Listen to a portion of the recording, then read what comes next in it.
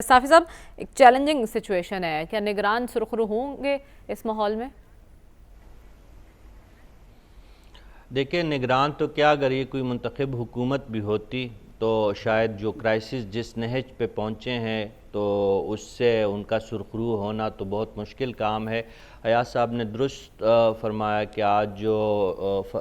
फ़रेब डार के हवाले से जो डान में एक तफसीली आर्टिकल है, अगर आप उसको पढ़ें कि किस तरीके से 16 महीनों में आवाम को बेवकूफ़ बनाया गया और हमें बताया गया कि रियासत को बचाने के लिए पूरी सियासत कुर्बान कर दी गई थी।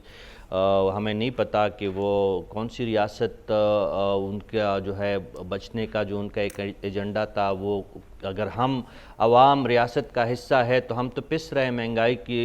तनाजुर में। अगर हम बात करें तो अगर डार साहब ने अपनी कोई रियासत बचाई हो जो इस वक्त बची हुई है, शायद लंदन में जो बैठे हैं वहाँ पे उस रियासत को शायद मसले मसाइल है, लेकिन डार साहब को लंदन में कोई मसले नहीं दरपेश,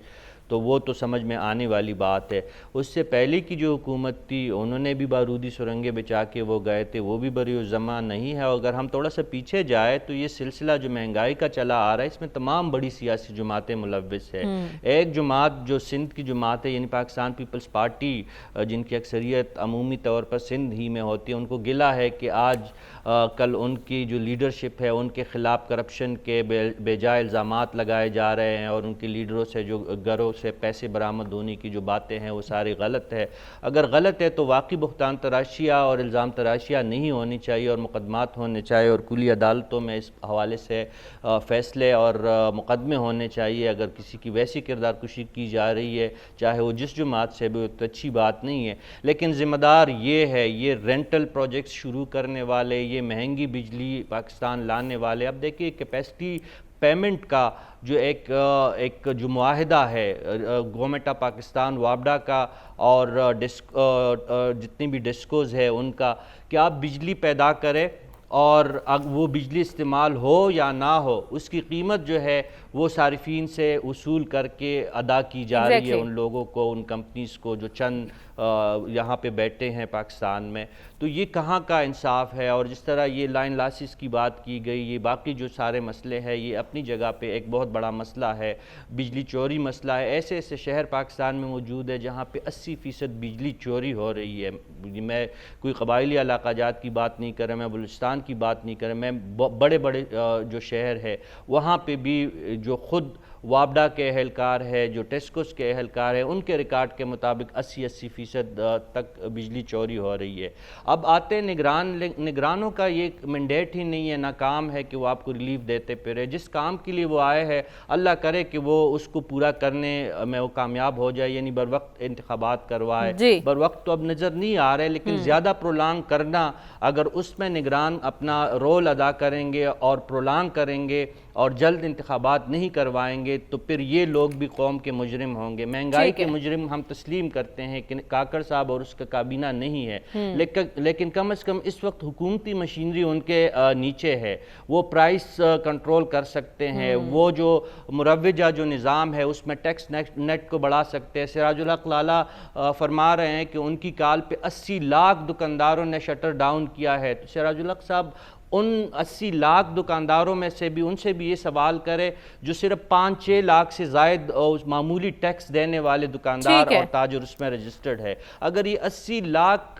दुकानदार और ताजिर पूरा टैक्स नहीं, सिर्फ 25% 20% भी अदा करने पे राज़ी हो जाए तो हम IMF के सामने भी जोली नहीं फैलाएंगे और हम महंगाई और ये जो हम रोना रो रहे हैं कि हर चीज़ महंगी है, चीन इंतखाबात करवाना है। साफी साहब, आप तो इस्लामाबाद में बैठे हैं, क्यों ज़रूरत पेश आ रही है डोनाल्ड ब्लूम साहब को इन सबसे मिलने की? देखिए, ज़रूरत है तो उनकी होती है सफारतकारी के लिए, वो इस तरह करते हैं और सफारतकारी के आड़ में शायद कुछ और भी करते होंगे। लेकिन एक सवाल एक इनकलाबी पार्टी से भी है कि उन्होंने जो अमेरिका में जो लाबिया पाल रखी है, जो अभी हाल ही में आलमी अदालत इंसाफ में जाने का जो जाने की जो बातें हो रही है, जो वहाँ पे एक मशहूर ज़माना या बदनाम ज़माना एक वकील को जो हायर किया गया है उसकी भी वजाहत होनी चाहिए। अगर यहाँ पे हम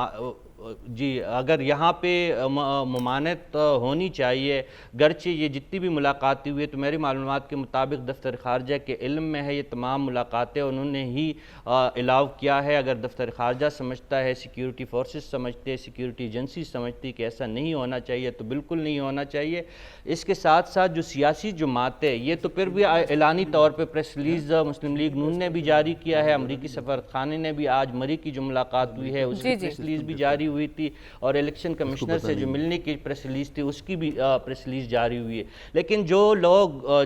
جو جماعت اس وقت زیر تاب ہے، ان کے جو لیڈر چپ چپ کے ان سے ملتے رہیں تو وہ بھی پھر مناسب بات نہیں ہے۔ تو میرے خیال میں پاکستان ہم سب کے لیے مقدم ہونا چاہیے، اگر کہیں پہ شکوک و شبہات پائے جاتے ہیں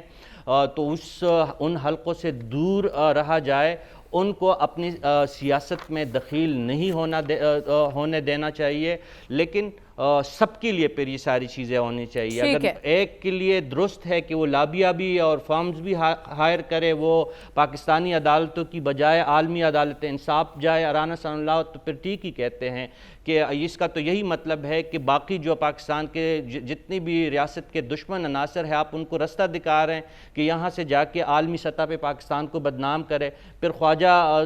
جو آصف ہے ان کے موقف سے مجھے کوئی اتفاق نہیں ہے، پھر اس کے موقف پہ بھی غور ہونا چاہیے۔ وہ جو کچھ کہہ رہا ہے کہ یہ لوگ پھر کیوں پیسے لگا رہے، پیسے خرچ کر رہے، اتنے مہنگے وکیل جو ہے اپنے ٹھیک ہے، آپ کہہ رہے ہیں سب کے لیے ایک جیسا اصول ہونا چاہیے۔ حافظہ، پی ٹی آئی کو ڈائیلاگ کی اہمیت کا احساس ابھی کیوں ہوا؟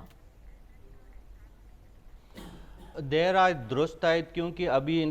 ایک خبر یہ ہے کہ انتخابات جو ہے فیبروری کے مہینے یا مڈ آف فیبروری یا شاید اس سے بھی پہلے ہو جائے، تو انہیں یہ اندازہ ہو گیا ہے کہ انتخابات کی فضا بنتی جا رہی ہے، اور شاید یہ بھی ایک سوچ ہے کہ ہو سکتا ہے کہ پی ٹی آئی کو موقع نہ ملے آنے والے انتخابات میں، تو اب وہ ڈائیلاگ کی بات کر رہے ہیں۔ تو میرے خیال میں اس بات پہ ضرور دھیان دینا چاہیے، ڈائیلاگ کے ذریعے کوئی بھی بات جو ہے سلسلہ آگے نہیں بڑھ سکتا۔ لیکن ایک وضاحت جو ابھی آیا صاحب نے کہا کہ یہ